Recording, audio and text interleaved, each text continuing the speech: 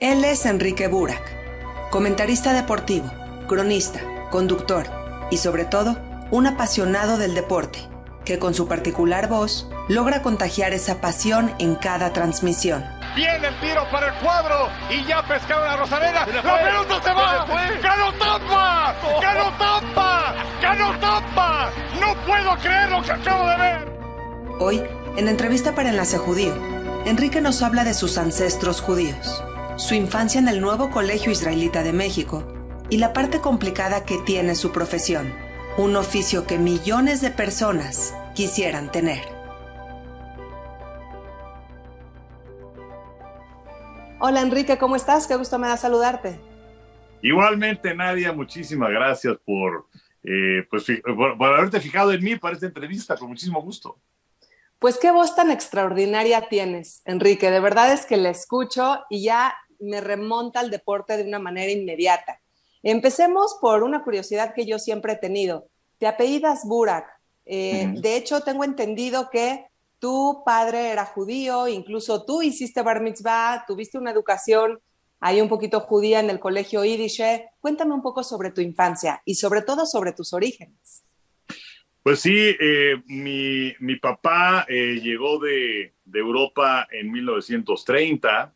Mi abuelo era sastre, vivían en una aldea cercana a Varsovia. Mi hermana fue hace algunos años por allá y bueno, creo ya no existe, se llamaba Boín. Y pues visionario mi abuelo, viendo que la situación se estaba poniendo fea en Europa con la cuestión del antisemitismo. Entonces vino a México, era sastre, la idea era llegar a Estados Unidos y trabajó aquí un par de años para conseguir para el pasaje para mi abuela y para los 3 hijos que tenían, mi tía Perla, mi tío Abraham, mi papá, y se llamaba Israel. Y pues ya llegaron aquí a México, pero pues aquí ya hicieron su vida y ya se quedaron acá y ya más adelante inclusive nació mi tío José. Entonces, bueno, pues eran 4 hermanos, de los cuales pues ya nada más vive mi tío José. Y pues sí, yo y mi papá, bueno, se casó con mi mamá, Araceli, que ella no es judía. Pues te voy a decir que no practicaban mucho el catolicismo. Entonces, bueno, yo soy producto de un matrimonio mixto, pero siempre fue un poco más la influencia del lado de mi papá. Entonces, por eso es que fui a la Yiddish y estuve ahí desde kinder chico hasta tercero de preparatoria. Primero en la calle San Lorenzo, que todavía paso por ahí con muchísima nostalgia. Ahora es la Universidad de la Ciudad de México, pero pues no la han cuidado mucho. Además es un edificio viejo, pero bueno. Y luego ya nos mudamos para hacer la preparatoria que estuvimos allá en Guajimalpa, donde está ahora la escuela. Y pues sí, como te decía, por la influencia de mi papá, que tenía ese predominio en la cuestión de la religión, pues hice mi bar mitzvah, mi bar mitzvah en hebreo o bar mitzvah, ¿no? Como les decimos en yiddish, es que ahora como que hay mucha gente que todo lo dice en hebreo, ¿no? Pero pues yo siempre estaba acostumbrado a decirlo en yiddish, que la kippah, ¿no? Pues nosotros decíamos en la capele, ¿no? O ir al templo, pues no, ir al shul, en fin. Y pues sí, hice mi bar mitzvah a los 13 años. Y bueno, pues y cuando venían las fiestas, pues íbamos al shul de la colonia Álamos, ahí en la calle 5 de febrero. Y pues íbamos a casa de mis abuelos, que no se me olvida la comida que era deliciosa, el gefilte fish y los crepes, y la matzebol, y qué delicia. Delicioso. Mi papá le encantaba los famosos Lokshen, pero con leche caliente, o sea, la verdad es eso nunca se me antojó. Pero mi papá, pues sí, dándose sus libertades en cuanto a la religión, no era un hombre así que siguiera al pie de la letra. Le encantaban que si los taquitos de carnitas y todo esto, y que la birria, en fin. Y pues fue un camino que seguí de esa forma. ¿Y qué es lo que más recuerdas de tu infancia en el colegio Yiddish? Pues recuerdo ante todo a muchos compañeros con mucho cariño, con los que tuve una cercanía importante, que fíjate lo afortunados que somos algunos y pues que lamentablemente para otros no se da cumplir ese camino, porque pues sí, recuerdo a varios compañeros que lamentablemente ya murieron. Jacobo Nasielsker, que le detectaron cáncer y que pues muy jovencito, seríamos yo creo que en secundaria, y falleció. Y más adelante a mí me encantaba el ajedrez, o sea, era primero el fútbol, ¿no? Eran recreos de 5 minutos y nos salíamos a jugar esos 5 minutos. O el recreo grande, que era de 20 minutos, de 11:15, 11:35, partidos de fútbol, que ahorita dices, bueno, pues ¿cómo le hacíamos? 20 minutos no te saben a nada. Claro. Y de aquella época también me gustaba mucho jugar ajedrez, entonces me iba a la biblioteca con Alex Lotwin, con Isaac Nedvedovich, que lamentablemente ya también murieron los dos. Y también amigos de más chico, Jaime Tictin o Carlos Velat, con los que también estuve muy cercano, David Vasconcelos, que inclusive con él, su papá era manager del equipo de béisbol en la Liga Olmeca, en la que jugué. Entonces recuerdo con mucho cariño a estos compañeros y pues esos momentos en los que pues podíamos jugar sin preocuparnos absolutamente de nada.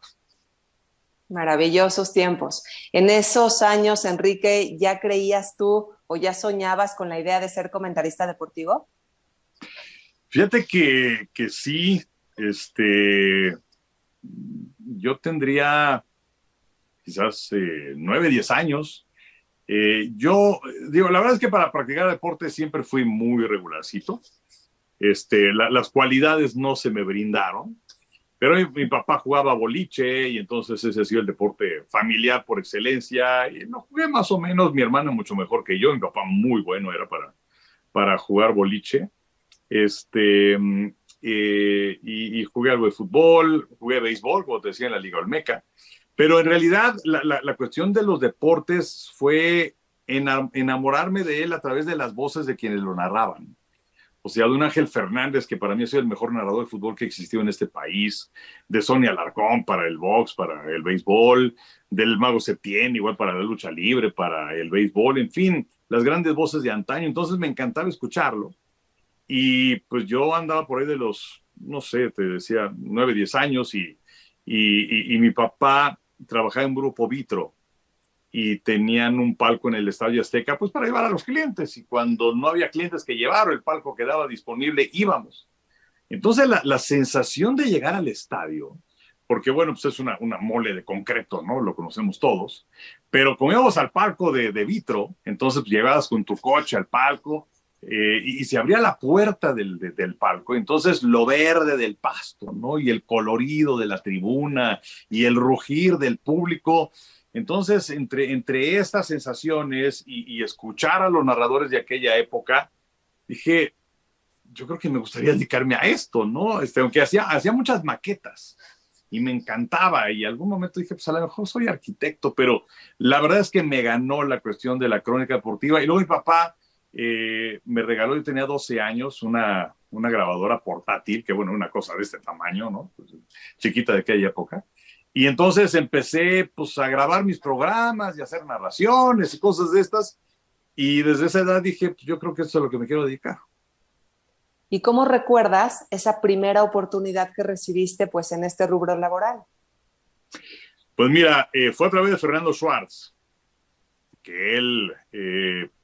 yo lo conocí en el 78, estaba jugando el Mundial de Argentina, y él era compañero de escuela de una prima mía, de Baburak, igual en la Yiddish. Y entonces hubo un evento familiar que me sentaron junto a Fernando, ¿no? Entonces ya en la familia sabían que yo me quería dedicar a esto. Y Fernando estaba supliendo a Jorge Berry, que se había ido al Mundial de Argentina, y Fernando estaba haciendo en ese tiempo 24 horas con Jacobo Zabludowski. Entonces ya empezaba a sonar el nombre de Fernando. Entonces me sentaba junto a él y me acuerdo que me temblaban las rodillas. Y le dije, oye, me quiero dedicar a esto, me gusta muchísimo. Dice, sí, pues está bien, dice, pero échame un teléfono más adelante porque este chavito tenía 14 años. Entonces ya cuando estaba yo en tercero de prepa, le hablé a Fernando y ya empecé a ir a Televisa. Lo primero pues, era acompañar a los reporteros, ir al campo de la América, que el de Cruz Azul, a los gimnasios con los boxeadores. Fernando me enseñó a redactar, ¿no? Porque es muy distinto redactar para televisión o para medios escritos, en fin. Y surgió en esa época, todavía era Canal 8, antes de que lo pasaran Canal 9, un programa que se llamaba Reporte Juvenil. Y yo hacía la sección de deporte juvenil, que era básicamente deporte amateur, que sí me costó un poco de trabajo porque pues yo siempre había seguido el deporte profesional. El deporte amateur, y además en México pues hay poca información y menos había antes. Entonces pues le eché un telefonazo a Fernando, oye, pues necesitamos un cuate pues que nadie conozca, que esté empezando, en fin, y pues yo daba todo el perfil, ¿no? Entonces ya Fernando me mandó con ellos, y lo primeritito que hice de mi sección fue, íbamos a distintas locaciones. Entonces lo hicimos en el Castillo de Chapultepec. Pero lo que es la inexperiencia, porque empecé a dar mi sección, pero me la aprendí de memoria. Ahorita, pues lo único que haces es, pues das la entradita y después lo demás lo lees, ¿no? Claro. Pero bueno, me la aprendí de memoria. Y por ahí está el video, y no manches, o sea, iba a 2 por hora. Ya. A 2 por hora, pero bueno, salió bien y ya de ahí pues empezaron a venir varias cosas en el camino. Claro, te vas perfeccionando a lo largo de la práctica. Enrique, bueno, todo el mundo quisiera ser comentarista deportivo, hacer crónicas. Yo creo que es uno de los trabajos más anhelados por muchos seres humanos. Así que quisiera preguntarte hoy lo contrario, que me muestres pues quizá la parte más complicada o más pesada de esta labor que tú realizas. Pues sí, mira, digamos que yendo a lo padre rápido, pues sí, o sea, haces lo que quieres, tienes la fortuna de que te paguen por lo que te gusta, conoces lugares que si no fuera por esto no conocería, y vivir la pasión y la adrenalina de esos estadios llenos, pues me alimenta muchísimo. Ahora, pues sí así que la tasa de divorcios es bastante elevada. Porque, bueno, estás mucho tiempo fuera de la casa. Si viene un mundial de fútbol, pues nada más los comentaristas, los técnicos, inclusive ellos se tienen que ir antes porque pues, ellos montan todo el show, ¿no? Toda la cuestión técnica. Entonces, si es un mundial, pues te vas a lo mejor poco más de un mes. Si son los olímpicos, te vas casi un mes. Si es el Super Bowl, pues ahí es poquito, te vas una semana, o la serie mundial en casi 2 semanas, la serie final del básquet te vas 3 semanas. Y por otro lado, pues la familia tiene que aprender a hacer su vida sin ti. O sea, cuando la mayoría de los papás o las mamás que trabajan cierran la cortina el viernes o a lo mejor trabajan el sábado, pues viene sábado y domingo y es cuando más trabajamos nosotros. Claro. Entonces, pues sí, luego la vida social, pues sí la aprenden a hacer sin uno, y luego hay momentos que lamentablemente te pierdes, ¿no? Que si es algún cumpleaños o algún festejo importante, alguna boda de alguien muy cercano. Afortunadamente sí pude estar en las graduaciones de mis hijos, que fíjate, me tocaron en finales del básquetbol, pero pues ahí sí de plano hablé con mis jefes y me dieron chance. Me perdí un partido nada más de una final de básquetbol, pero pues es eso, ¿no? O estar, recuerdo muchas veces, digo, es padrísimo estar en la Serie Mundial de Béisbol, pero recuerdo cuando hacíamos el béisbol de la Liga Mexicana en el Parque del Seguro Social, un miércoles a las 12 de la noche con el partido suspendido por lluvia, con un frío de los 1000 diablos, y sí decías, ¿qué estoy haciendo aquí? Claro. Pero bueno, finalmente pues es la pasión, y sí, te voy a decir una cosa, creo que es importante porque pues este año cumplo 41 años de estar ahí en Televisa, y me ha tocado ver a mucha gente que no es su pasión, que lo que quiere es salir en la tele. Claro, es diferente. Y cuando cumplen esa cuestión de salir en la tele, pero que vienen los sacrificios que tienes que hacer, pues entonces dicen, no, esto no es lo mío y mejor me voy. Es cierto. Ya hay una carga de trabajo importante en donde pues los sacrificios con la familia son bastante considerables. ¿Tú entras en esta tasa de divorcios o has logrado mantenerlo? Afortunadamente no. Afortunadamente no. Sí, ha dicho mi esposa varias veces que seguimos juntos porque casi no nos vemos. Pero, pero bueno, sí había Marian Tuña, que trabajaba con nosotros en Televisa hace algún tiempo, era narrador de fútbol y también de box, abogado. Entonces sí me tocó ver que divorciara a varios y son de broma y todo esto, pero decía que tenía sus promociones en donde con la argolla de casados te podía hacer un dije o también a lo mejor te daba un video con los mejores momentos del divorcio. Pero bueno, sí han sido varios, lamentablemente. Así es, son las renuncias, son los sacrificios a lo largo del camino. Enrique, quiero preguntarte, es obvio que la televisión por streaming ha desplazado en cierta medida a la televisión regular que veníamos conociendo desde décadas atrás.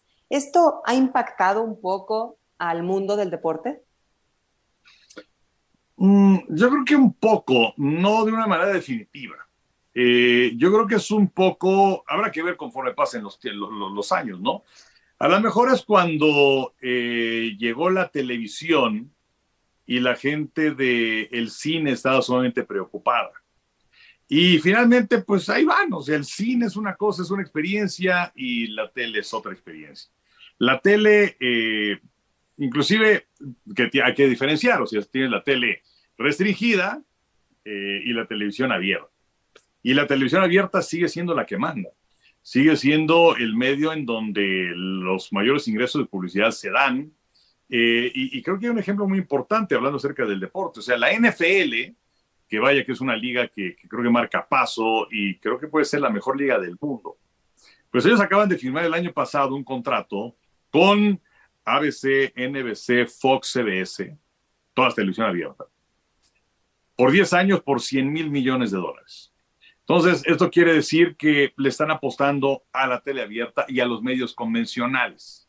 Sí, el streaming es algo muy importante, sobre todo porque tienen la posibilidad de, pues, si quieres, así que en mis tiempos, tú eres mucho más joven que yo, pero en mis tiempos, pues era tu serie favorita, no, pues hoy el capítulo a las 10 de la noche, ya que esperar hasta la otra semana, y ahora streaming, pues puedes chutarte 10 capítulos si quieres. Claro. Y el deporte creo que tiene una gran ventaja sobre otras cosas, y es que el deporte hay que verlo en vivo. O sea, sí. Si te dicen, no, pues es que juega Real Madrid contra Barcelona o aquí América contra Cruz Azul, pues quieres saber cómo quedaron, pero verlo ahí en ese momento. Ya verlo después no te sabe igual, o a lo mejor ahora estamos tan conectados a las redes sociales que te enteras, aunque no quieras, de cómo quedó el resultado. Sí. Entonces, y los derechos de televisión de deportes han crecido muchísimo justamente por esta cuestión. Entonces, yo creo que son dos cosas diferentes. Digamos que el streaming para todos los demás productos y la parte de los deportes. Ahora, son muchos equipos, la mayor parte de los mejores equipos en el mundo y las mejores aficiones también, siempre las encontramos o en Estados Unidos o en Europa. ¿Qué pasa, Enrique, que en México el deporte no termina de despegar? Pues mira, yo creo que tiene que ver con el manejo de los directivos. Hay que ver el desencanto que provocó el Mundial de Fútbol de Qatar. O sea, el fútbol sigue siendo el deporte número 1 aquí en México, sin discusión. Que también creo que con la llegada ahora, pues que tienes estos sistemas de cable o que tienes de streaming, en donde puedes ver partidos de Europa tranquilamente, o que puedes ver grandes ligas del béisbol, o que puedes ver americano, básquet, en fin. Antes como que estábamos un poquito más en una burbuja, y antes le preguntabas a un niño a quién le vas, no, pues al Guadalajara o al Cruz Azul, al América. Ahorita le preguntas a un niño a quién le vas, te dice el Madrid, al Barcelona, al Manchester City, en fin, ya se abrió todo esto mucho más. Y el fútbol yo creo que se mantiene como el número 1 aquí en México, particularmente porque es un deporte muy noble, pero los directivos predominan ante todo la cuestión, o ponderan más bien la cuestión del negocio sobre la cuestión deportiva. En la Liga MX tenemos problemas graves en cuanto a no se permite el ascenso de los equipos, por lo cual tampoco hay descenso y se fomenta la mediocridad. Tienes a muchos jugadores extranjeros, esto también provoca una serie de dificultades. Para la liguilla califican 12 de 18 equipos. Entonces yo creo que son muchas cosas que se tienen que ver independientemente del foco número 1, que es la selección mexicana, en donde ya se veía venir que iba a ser un fracaso, y así ocurrió.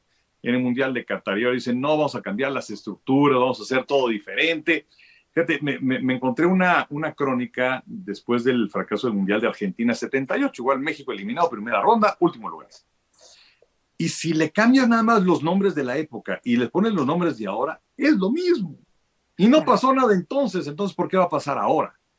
Y tienes otra liga, no sé, el béisbol está floreciendo nuevamente en México. Una huelga hace 40 años y pegó bastante, donde se crea un sindicato de jugadores y la afición se desencanta. Se perdió 1 o 2 generaciones de aficionados del béisbol, creo que con trabajos, pero ahí va resurgiendo. La liga del básquetbol, pues ahí va, poquito a poquito. Entonces yo creo que son muchas cosas que lamentablemente van ligadas a los directivos que ante todo es la lana. ¿Y no le atribuirías nada a que realmente en los atletas hay una falta de desempeño? Pues mira, puede ser, pero también te puedo decir, no sé si es enfocarlo directamente a los futbolistas o si es directamente hacia otros deportistas, porque viven en mundos completamente distintos. En el fútbol tienen las comodidades y los salarios y absolutamente todo. Y si hablas acerca de los otros atletas, los que van a Juegos Olímpicos, que sacan la cara por México, aunque, bueno, en fútbol ya hemos tenido 2 medallas, una de bronce y una de oro, pero ahora mismo se está dando el caso de la Federación de Natación, en donde las chicas de nado sincronizado, como se conocía natación artística ahora, por el encono y el problema que tiene la Federación de Natación, con Ana Guevara de la CONADE, con la Federación Internacional, en donde no se está apoyando a los atletas. Sí, la Federación Internacional, pero aquí en México nada. Bueno, pues entonces, natación artística tiene que vender trajes de baño. Kevin Berlín, que es uno de los mejores clavadistas mexicanos para pagar sus gastos para próximas competencias, está vendiendo café. Y así le vas. Entonces, pues, ¿a qué hora entrenas? Es un problema muy grave el que se vive en esa parte. La directiva, a través de la CONADE, en donde sí le batallan bastante, y aún así se tienen buenos resultados. Y por otro lado, lo que sucede con los futbolistas. Sí, por supuesto. Ahora, en tu tiempo libre, Enrique, cuando no estás trabajando, ¿ves deporte? Fíjate que bueno, o sea, sí, pero no tanto como algunos podrían pensar. Sí, sobre todo porque pues tengo que estar informado de las cosas, de lo que está ocurriendo, pero también me gusta darme mi tiempo para ver series o para leer. Me gusta coleccionar series pues de los 60s, de los 70s, ahí tengo mis DVDs. Y pues es básicamente lo que hago en el tiempo libre que tengo. ¿Cuál es tu equipo favorito, tu deporte favorito y además tu jugador favorito? Pues mira, cuando yo empecé en esto era el fútbol, pero creo que me he desencantado un poco, sobre todo porque he tomado la bandera de defender los otros deportes que merecen muchos reflectores que no los tienen.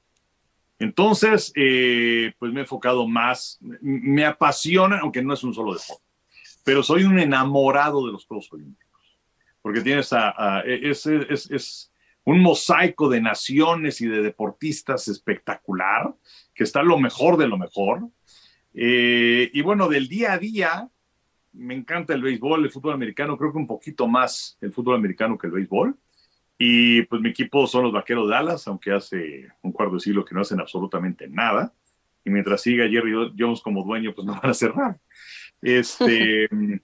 Pero bueno, pues va por ahí la cosa. Voy a aprovechar esta entrevista con algo poquito profesional, que es pues comentarte que mi hijo Isaac le va a los Dolphins y estos delfines han hecho llorar a mi hijo una enorme cantidad de veces. ¿Le podrías decir algún mensaje de apoyo moral para mi hijo que le va a los Dolphins y para los miles y miles de seguidores que este equipo tiene? Por supuesto. Y te lo voy a decir en 3 palabras. Cambien de equipo. No, no sé. Pues mira, esto que dices es básicamente lo mismo que pasa con mis hijos y el Cruz Azul. Aunque bueno, el Cruz Azul fue campeón recientemente. Ellos son, pero aficionadazazos del Cruz Azul. Mira, es una cuestión cíclica. Aunque bueno, también hay ciclos que duran más que otros, tanto los ganadores como los perdedores. Y así que, bueno, pues a ellos les tocó en la época, pues seguramente perdedora y de no hacer cosas importantes, pero sí hace 50 años era un gran equipo. Sí te puedo decir que parece que van por un buen camino. El entrenador me gusta. El dueño no me gusta, pero bueno, parece que está dejando ahí las cosas, señor Robbie, que está dejando las cosas para que caminen. No le tenía mucha fe a Tua Tagovailoa, el quarterback, pero me parece que, vamos, el año pasado en los partidos que estuvo sano, en los cuales no estuvo conmocionado, que fueron 2 conmociones oficiales, aunque creo que fueron 3 en total, pero fue el mejor quarterback en el rating, que es una fórmula especial muy complicada para determinar quién es el mejor. La división es complicada, pero yo creo que si tienen paciencia y se mantienen por este camino, unos 2 o 3 añitos puede ser un contendiente. Digo, llegaron a playoffs el año pasado y estuvieron así de ganarle a Buffalo con su tercer quarterback, ¿no? Claro. Entonces, mientras haya vida hay esperanza. Así es, ojalá, y la esperanza es lo último que muere. Finalmente, Enrique, ¿qué le dirías a un niño o a un adolescente que su sueño es ser comentarista deportivo? ¿Por dónde se empieza? Yo creo que se empieza teniendo una pasión desde niño, desde adolescente. La gran mayoría de la gente con la que convivo que se dedica a esto, a lo mejor se dedicaron a otra carrera. En mi caso, yo estudié contaduría, Pepe Segarra estudió ciencias políticas, Toño Valdés estudió mercadotecnia, y así. Pero desde niños nos encantaba esto y nos ponían a narrar nuestros partidos. En mi caso era jugar chutagol. Pepe Segarra se ponía a narrar con sus compañeros, sus amigos de cuadra, partidos de béisbol ahí en la calle donde vivía y así. Entonces yo creo que tienes que ser un apasionado, esto si no se da el fenómeno que te mencionaba hace un ratito, de, pues yo quiero viajar y quiero conocer, pero si no es tu pasión, ni te vas a aguantar las friegas, ni vas a soportar el hecho de que pues no puedes ir a tal cosa porque tienes partido, porque tienes un viaje, o estar en la oficina de guardia. Es realmente complicado. Entonces yo creo que tiene que ser tu ocasión. Tienes que estar consciente de que vas a tener que tocar no sé cuántas puertas. Finalmente se va a abrir una. Y cuando se abra, mete el primer pie. Luego ya te encargarás de meter el segundo. Y si te dicen, es un buen consejo. Si te dicen, oye, ¿sabes hacer esto? Tú di que sí, aunque no sepas. Ya después a ver cómo le haces. Y lo último es que es una carrera. No son los 100 metros, no es una carrera de velocidad, eso es una maratón, es una carrera de resistencia.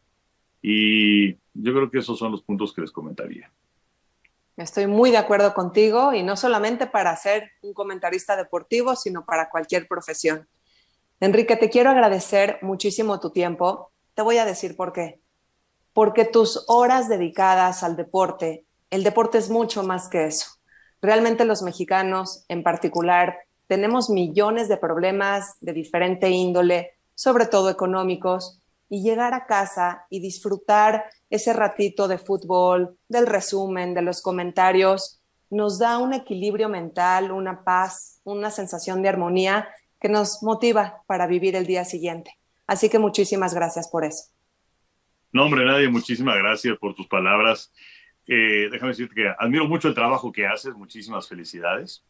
Gracias. Y pues déjame comentarte que sí, o sea, estamos conscientes también de que hacemos una labor de entretenimiento, de acompañamiento, que es una cuestión efímera muchas veces, porque, bueno, pues un partido son 2 horas, se acaba y terminó tu labor, que también tenemos que estar conscientes que si vamos a narrar a lo mejor un partido, un Super Bowl, y pasa un camión y me atropella y me muero, pues a lo mejor en la transmisión dicen, oigan, pues ¿qué creen? A Burak lo atropelló un camión y se murió, y el partido se va a jugar de todas formas.